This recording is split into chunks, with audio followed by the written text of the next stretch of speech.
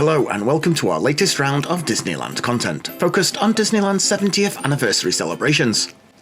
There is a lot of new stuff at Disneyland right now, so here is our roundup of what to look out for if you're heading to Disneyland in the next few months.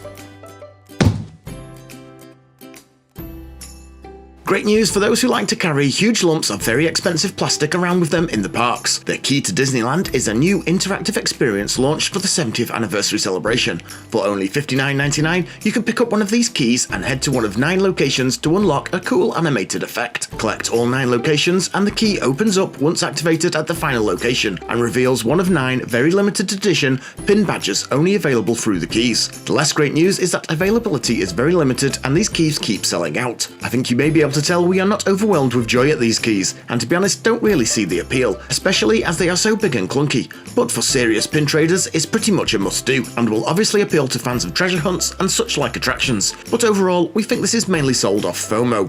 But don't worry, things get better from here. Naturally, for any birthday celebration, there needs to be some serious decorations, and Disneyland has gone all out, with a music box-inspired castle installation right at the main plaza kicking things off, complete with dreamy musical soundtrack that will help you nod straight off to sleep. Not so helpful for those heading to rope drop. The streets and walkways are all adorned with 70th birthday regalia, and the usual photo hotspots have been vamped up in the 70th birthday dressing, along with new Disney Pass photo lenses. And of course the castle has had a complete 70th birthday makeover. Overall the park looked stunning, and we loved exploring the all-new look celebration displays and exhibits. Over in DCA, the celebrations are not quite as in your face, and this makes sense as it's a 70th birthday for Disneyland. Disney California Adventure is only 24 years old, but it's still present and some of the upcoming points are in DCA only.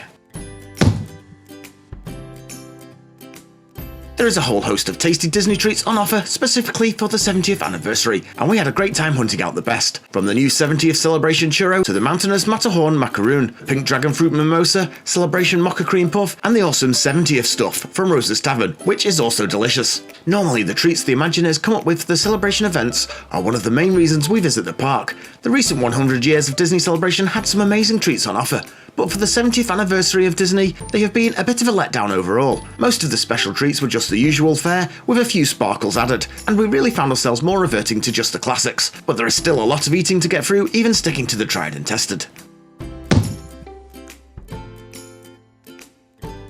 Not surprisingly, Disney really pulled out the stops with their 70th merchandising. Not only have they released the keys to Disneyland, but there is a whole host of 70th anniversary specific clothes, mugs, decorations, toys, and even a 70th anniversary bubble wand, even if it is hideously overpriced. If you are looking for a memento of your visit, you will not have to look far. However, some of the best merchandise was pretty hard to find, with us visiting 6 or 7 different shops before we finally tracked down the hoodie we were looking for, and even then, the stock was very limited, and maybe sold out. So don't think too hard if you come across something you like.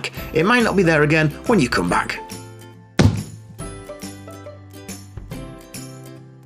The castle is always the star of any Disney trip, but it is currently looking incredibly resplendent, decked out in its celebration outfit. 70th banners, flags, and a large 70th anniversary crest right above the main gateway. The always stunning castle really was glistening and looked even more polished than ever.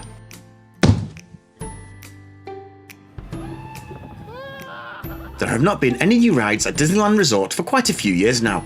In fact, the last new addition was Mickey and Minnie's Runaway Railroad right back in the beginning of 2023, and Web Slingers back in 2022. There is a lot on the way in the near future, but for now we have to be happy with some small and major ride alterations. Some of these are 70th specific, and some just a coincidence. The largest and most obvious change being the complete retheming of Splash Mountain into Tiana's Bayou Adventure. There was a lot of fuss over this change, but honestly Splash Mountain had a very obscure theme and the ride scarcely made any sense.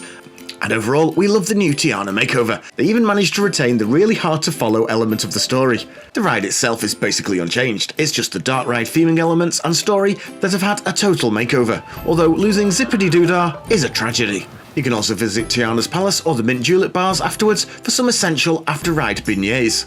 Other changes in Disneyland are some welcome upgrades and changes in Haunted Mansion, slight alterations in Smuggler's Run, and new Coco additions to It's a Small World.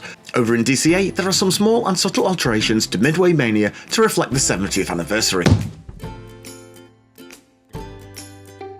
Get ready for lots of shows. There is a lot of new and varied shows going on, and pretty much all of the big shows and parades have had a 70th makeover.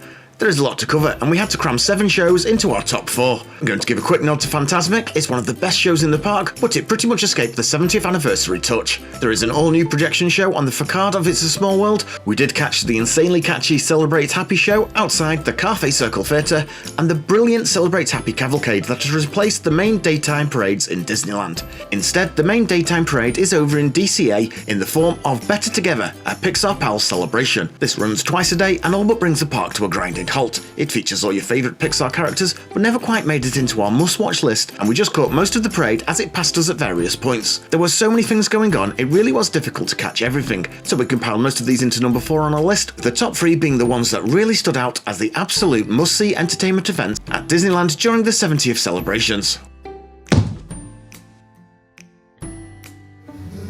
When a show this good only squeaks into number 3, and the Better Together parade only gets a partial watch and crammed in with a load of other shows at number 4, you know there is some serious entertainment going on at Disneyland right now. Happiness is a whole new World of Colour show, and it's a bit of a stunner. In all honesty, we think we prefer World of Colour 1, as we just found the franchises suited us better. This is heavily geared around Inside Out, and that's just not one of our favourites. If you love it, then you're going to love this show. There were still plenty of other fantastic films featured, and there is bound to be something in this 25-minute plus extravaganza for everyone. The water effects are just stunning, and the projections really dazzle as the stories come alive on the colossal watery projection screen right before your eyes. We were right at the front and got absolutely soaked, but that's all part of the fun. We have a full guide linked to in the description on how to get the best out of this show and whether the dining packages are worth your money.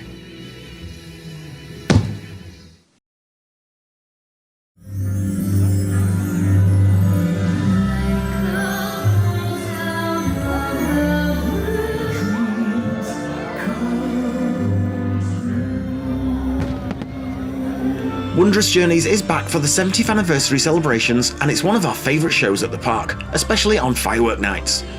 The castle is lit up in some really striking projections, although on our night these seem not to be working, and the sky erupts in an incredible display of pyrotechnics, all to the unmistakable soundtrack of Disney's classics, old and new, and some pretty epic remixes. There are some pretty amazing guest appearances, all flying high above the castle, and then an absolutely thundering finale. It's an amazing show, enough to bring a tear to the eye at times, and one of the reasons we love Disney so much. This is probably Disneyland's best fireworks show to date, and while it's not new for the 70th, it has been removed prior to this, and the park was running the pretty tame Mickey Mix Magic show, meaning they may well mothball the show once the celebrations wrap up. We are sure it will be back again, but who knows when. Our advice, catch it while you can.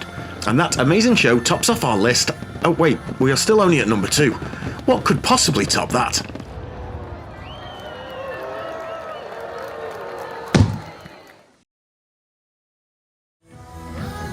Oh yes, sometimes even Disney manages to outdo themselves, and as good as Disney does theme park entertainment, even they can do it better at times, and to prove that point exactly, in steps Paint the Night. Simply put, the best Disney parade ever put together. Honestly, it's just amazing. The fluorescent floats just illuminate the darkened park and come to life as they make their way down from It's a Small World, through the main plaza, and right down Main Street, and then back again during the late night edition of the show. Floats from Peter Pan, Monsters Inc., Toy Story, The Little Mermaid, and Frozen all light up the night in dazzling colour. And then there is the simply incredible Cars float featuring a not quite full version of Mac from Cars. All set to a seriously catchy soundtrack, and we mean seriously, this will be stuck in your head for days. And of course, finished off by a fantastic finale from Mickey and Friends. It really is a reason to get yourself to Disneyland all by itself, and one of Disney's best pieces of entertainment to date. Like Wondrous Journeys, this is not a 70th anniversary original. It's been around a few years, but only comes out on the specialist of occasions, such as this. So who knows when your next chance will be. The last time it ran at Disneyland was 2017 for the Diamond Anniversary, with a brief reprisal in 2018 at DCA. So it could be a long wait, maybe not until the 80th anniversary. Like all of these shows and attractions, we will put a link to our extended reviews, guides and run-throughs in the description below. And that really does wrap up our list. So what are your thoughts on the Disney celebrations? Have we missed something out? Was there a particular highlight you loved? Or is there just something you are really looking forward to? Let us know in the comments below, and make sure you like and subscribe for a heap more Disneyland content coming right up. Thanks for watching.